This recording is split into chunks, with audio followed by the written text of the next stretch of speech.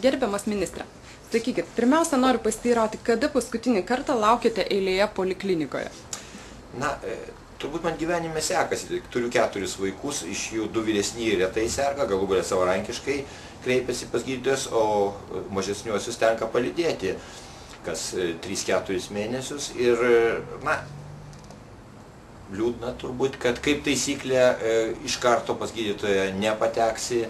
Eilutė yra prie registratūros, viena kita diena iki registracijos, o po to dar ir prie gydytojo durų tenka stovėti.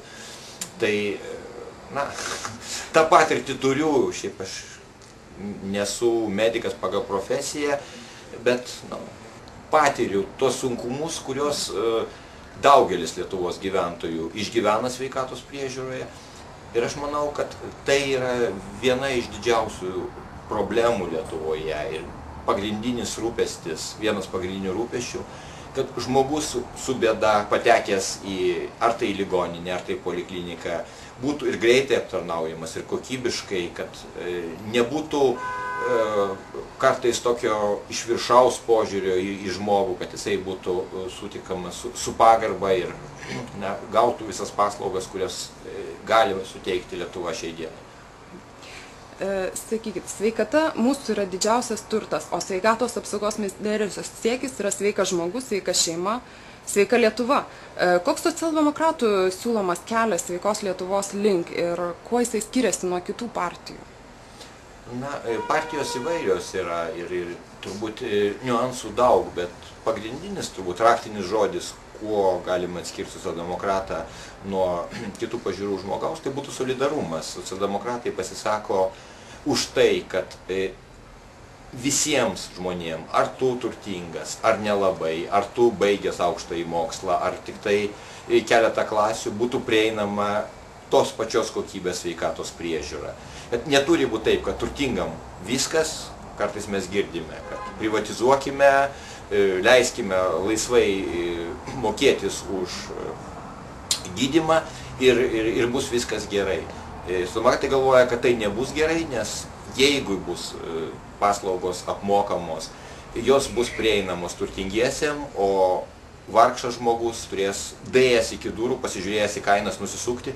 Šiandien tai dėja vyksta kitur, parduotuvėje, bet parduotuvėje vis tik tai tu gali gerai gyventi, nebūtinai valgydamas kažkokius brangius produktus. Sveikatoje, jeigu grįši nuo durų, tai po to gali būti labai skaudžios pasekmės žmogui, šeimai ir visai Lietuvai. Tai būtent solidarumas atskiro piliečio atžvilgių, regiono atžvilgių yra reikšmingas. Mes turim pasiekti, kad gydymo įstaiga tiek pat graži būtų Radviliškyje, Vilniuje, Ukmergėje, Balbieriškėje, kad visur žmogus jaustųsi saugus ir jo būtų pasirūpinta.